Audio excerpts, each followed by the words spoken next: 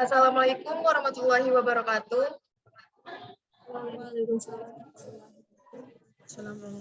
Perkenalkan, nama saya Putri Starsari.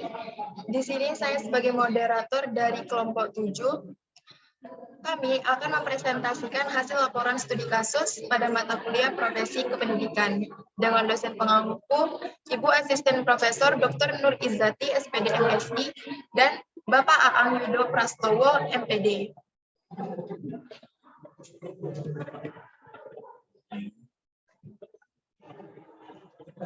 Nah, sebelum ke pembahasan, saya akan memperkenalkan anggota dari kelompok 7. Yang pertama ada Putri Sekarsari dengan NIM 200302048. Yang kedua ada Kofifa Intan Nur Fitriani dengan NIM 200302056. Dan yang ketiga ada Nadia Tri Agustina dengan NIM 200302062. Nah, di sini ada langkah pertama pada studi kasus, yaitu pemilihan kasus. Penulis memilih kasus yang terjadi pada seorang pelajar kelas 4 sekolah dasar di negeri bagian Sabah, Malaysia, yang mengalami pendarahan di telinga setelah dijepit dengan stapler oleh guru. Alasannya karena siswa yang tidak disebutkan namanya tidak menyelesaikan pekerjaan rumah yang ditugaskan sang guru. Nah, untuk langkah kedua, yaitu pengumpulan data, akan dijelaskan oleh Kofifah. Kepada Kofifah dipersilahkan. Baik, terima kasih kepada moderator. Di sini saya akan menjelaskan langkah kedua, itu pada pengumpulan data. Ada beberapa data yang kami dapatkan terkait tentang kasus yang telah diberikan. Yang pertama itu ada perumusan pasal 4 Undang-Undang Nomor 23 Tahun 2002 tentang perlindungan anak yang mengandung 4 kategori hak anak, yaitu ada hak hidup, hak untuk tumbuh kembang, hak untuk berpartisipasi secara wajar, hak untuk mendapatkan perlindungan dari kekerasan dan diskriminasi. Yang kedua, kami mendapatkan informasi bahwa antara Indonesia dan Malaysia memiliki latar belakang yang berbeda berkaitan dengan kekerasan terhadap anak, namun memiliki pengaturan yang berbeda terkait tindak kekerasan terhadap anak. Di Indonesia, sebagai negara yang menganut sistem hukum civil law untuk mencegah dan mengatasi segala permasalahan yang dihadapi oleh anak. Sementara di Malaysia, pengaturan mengenai kekerasan anak diatur dalam Akta Kanak-Kanak tahun 2001 dan sistem hukumnya bahwa Malaysia menganut sistem hukum Anglo-Saxon. Lalu yang ketiga, ada undang-undang dan peraturan disiplin sekolah di Malaysia, yaitu peraturan pelajaran disiplin sekolah tahun 1959, yaitu peraturan yang dibuat berdasarkan kuasa-kuasa yang diberi oleh Section 116 Ordinan Pelajaran 1957. Lalu ada hukum rotan. Nah, hukum rotan ini merupakan hukum dera atau corporal punishment yang boleh digunakan sebagai strategi kawalan disiplin bagi pelajar-pelajar yang melakukan kesalahan yang dinyatakan menurut surat Tackling Intisar Bill 7 tahun 2003. Nah, tidak semua pelanggaran ataupun kesalahan yang dilakukan oleh pelajar bisa menggunakan hukum rotan ini. Lalu yang kelima itu berkaitan dengan tindak pidana kekerasan terhadap anak. Ada beberapa undang-undang. Yang pertama, Undang-Undang Nomor 35 Tahun 2014 tentang Perlindungan Anak. Yang kedua ada Kitab Undang-Undang Hukum Pidana Indonesia atau KUHP. Yang ketiga ada Undang-Undang Nomor 11 Tahun 2012 tentang Sistem Peradilan Pidana Anak-anak. Yang keempat itu ada Undang-Undang Malaysia, yaitu Akta Kanak-Kanak tahun 2001. Dan yang kelima ada Penal Code Act 574 tahun 2001. Yang keenam ada kompetensi kepribadian yang belum dimiliki oleh semua guru. Sebagai contoh adanya tindak kekerasan yang dilakukan oleh guru.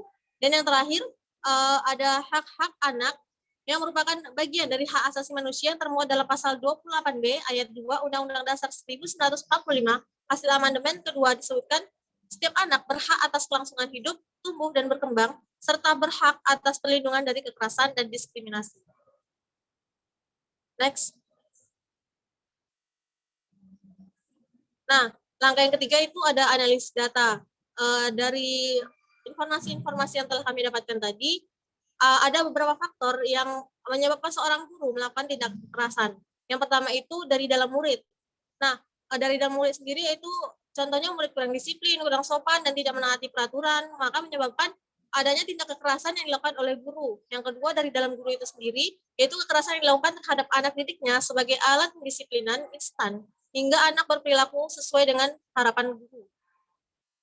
Lalu yang ketiga itu ada dari sistem pendidikan. Nah, terdapatnya jenjang kekuasaan yang tidak seimbang antara guru dan muridnya. yang bersumber dari kebijakan dan sistem pendidikan yang menganut ideologi dan kultur hierarkis, sehingga memunculkan bahwa siapa yang struktur hierarkinya lebih tinggi, maka dialah yang kuat. Di sini struktur hierarki lebih tinggi itu guru dibandingkan murid. Yang keempat ada dari kultur masyarakat sendiri. Kekerasan yang dilakukan oleh guru terhadap muridnya seringkali dibenarkan oleh masyarakat, bahkan orang tua murid itu sendiri. Karena tindak kekerasan tersebut dianggap merupakan bagian dari proses mendidik awal. Nah, meskipun siswa ataupun murid melakukan kesalahan, seorang guru tidak dibenarkan untuk melakukan kekerasan terhadap anak muridnya. Contoh pendisiplinan yang bisa dilakukan oleh guru seperti memberikan hukuman edukatif, misalnya bimbingan konseling ataupun memberikan hukuman seperti membersihkan kelas ataupun membersihkan toilet. Next. Nah, penjelasan selanjutnya saya kembalikan ke moderator. Baik, terima kasih kepada Kofifa. Nah, untuk langkah yang keempat yaitu perbaikan akan dijelaskan oleh Nadia. Kepada Nadia dipersilahkan. Baik, terima kasih.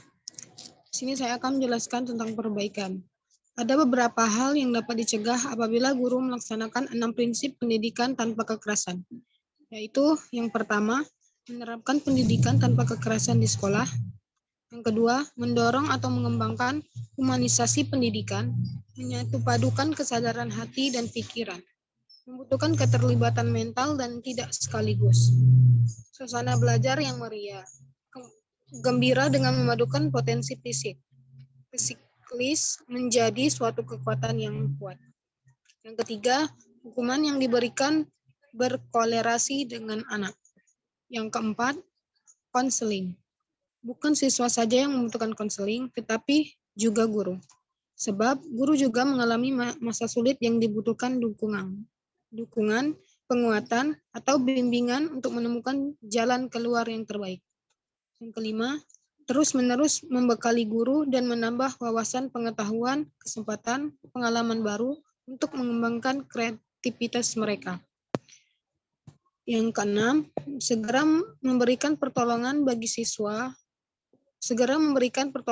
siapapun yang mengalami tindakan kekerasan di sekolah dan menindaklanjuti serta mencari solusi alternatif yang terbaik. Saat adanya kasus yang terjadi di sekolah tersebut mengenai kekerasan yang dilakukan oleh guru terhadap siswa, maka pihak sekolah, terutama kepala sekolah, berusaha memberikan pembinaan tidak hanya bagi pelaku, tetapi pihak sekolah juga memberikan pembinaan kepada seluruh guru di sekolah tersebut.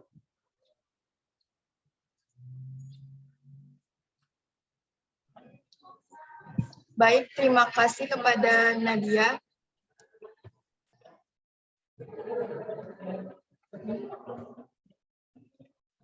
Nah, di sini saya akan menyimpulkan dari laporan studi kasus kami, yaitu pada kasus kekerasan yang dilakukan guru terhadap siswa ini, jangan adanya tindak kekerasan kepada siswa, karena masih ada ketetapan undang-undang yang membahas tentang tidak boleh adanya kekerasan terhadap siswa. Masih ada sanksi-sanksi yang lebih positif untuk membuat siswa itu jera. Nah, sekian hasil laporan studi kasus kami. Sekian, terima kasih. Assalamualaikum warahmatullahi wabarakatuh.